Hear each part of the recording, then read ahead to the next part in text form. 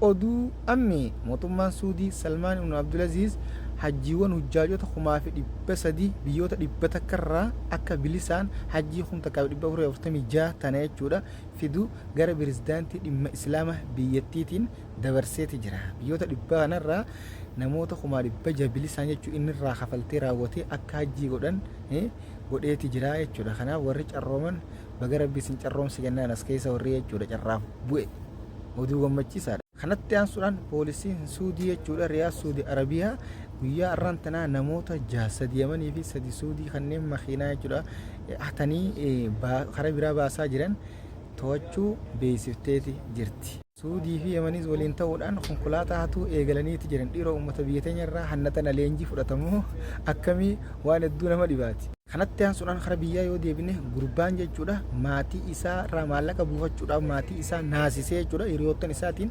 nayidhaa qaama qullaa fiidiyoo na waraabaa hoddaan irratti tumaadha maatii irra naa dawwala maallaqa anaa buusan jechuudhaan warroonni irratti dawwalee jechuudha diraamaa addaa dalagee uummata miidiyaa guutuu naasisee yeroo haatee haadhaa fi abbaan jechuudha garaan jechuudha rifatee karaa yaa wallaalanii jechuudha wanna ta'an birrii miliyoona takka gaafatee jechuudha warri silaa hiriyoottummaan isaa isaan hidhee gocha akkanaa dalaganii jechuudha diraamaa biyya teenya keessatti dalagamaa jiru kan isaan uummata maatiidhaan jechuudha garaa balleessaa maatiidhaan hanga maatiin ifa jeeftu akka godha warra qilleensarraa hawaasa qilleensarraa irraayis maallaqaan buufachaa jiran taateen tun garteemi amma bichaa miti garuu lammii teenya keessa akkana jirti beekaa lammiilee biyya teenya tana keessa dhiyeenya kana maasis karuma Suudii Arabiyaa tanatti ijoolleen bakka biraa jechuudha ijoollee bakka bitaanii qabdee walii ta'uudhaan maatii dawwalanii hanga ijoolleen warri diyaasporaa mucaa kana ilaalanii tumaa isaa rifatanii fi maallaqa miliyoona irraa buusanii adda fudhatan.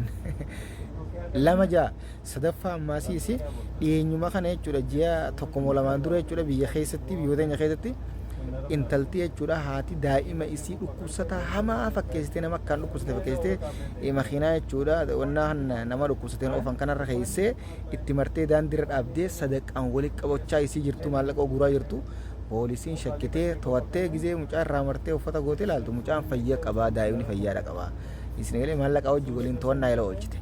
gochoota akkanaa kanaatu jira ganaa jechuudha akkattoon itti nama dhugaan dhukkubsatellee gargaaruun nama shakkisiisu ga'ee jira jechuudha namni beekaa akkana godhataa agartee miti kanaaf uummanni keenya if eeggannoo godhaadha namni immoo hannaaf gabbabbee jira uummata biyya teenyaa kana gara jabinaa fi malaan waasaamuu fi abbaan ilmoo irratti jechuudha ragaa bee ilmootii yaamiti ilmootii takka hin jirtu qabeenyu naadii maqaa deebisaa jee bakka tanarra ga'ee jira jechuudha isinii galee ta biyya teenyaa tuni uumama ilma namaatiin adda baatee jirti if eeggannoo sirra godha.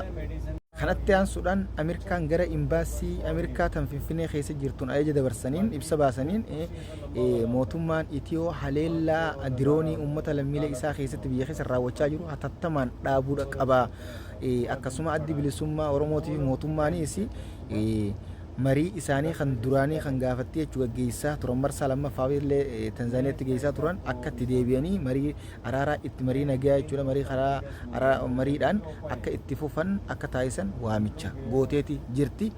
akkasuma maasiis fannooniis marii karaa nagayaatiin jechuudha akka mootummaa Itiyooti wajjin marii eegaltu waamicha godhaniiti jiranii jechuudha. haleellaan biyya keessa deemaa jirtu nageenyi biyyattii boora'ee jechuudha diinagdee laamsho'ee lubbuun namoota hedduun tuun dhumtee tuunis beelaan saaxilamuun addunyaallee yaachifteeti jechuudha ijoo addunyaa taate ijoo dubbii addunyaa taate akkasitti mootummaan Ameerikaa gara Finfinnee imbaasii Finfinnee imbaasii isaanii Finfinnee jirtuun ajaja kana dabarsanii jiranii mootummaanis fudhatee adda bilisummaa Oromootii wajjinis marii itti fufuudha qaba akkasuma fannoo wajjinis marii eegaluu qaba kana jechuudha mootummaa Ameerikaatu ajaja dabarsee jechuudha. kanatti aansuudhaan Amnesty International akka jechuudha ibsa baaseen mootummaan Itiyoo ogeeyyii fayyaa kanneen mirga isaanii gaafachaa jiran akkasuma duula hojii dhaaburra jechuudha geenii jiranii wajjin marii eegaluudha qaba jechuudhaan mootummaa Itiyoo gaafataniiti jiran. ogeeyyiin fayyaatis mirga isaanii mindaan aanuu dabalamuu gaafachaa jiran jechuudha waan deebii dhabaniif gara jechuudha duula hojii dhaabuu fi hiriira bahutti kan geessisedha ammoo kuni balaa jechuudha hamaa uummata saaxile jechuudhaan Amnesty International jechuudha akka mootummaan Itiyoo ogeeyyii fayyaatii wajjin marii gattaa'ee godhu gaafatteeti jirti. Mariin kun bareedaadha. Ogeeyyiin fayyaa mirga isaanii harkachuudha qaban mootummaanis hojiin marii godhee miindaa isaanii dabaluudha qabaa jechuudha.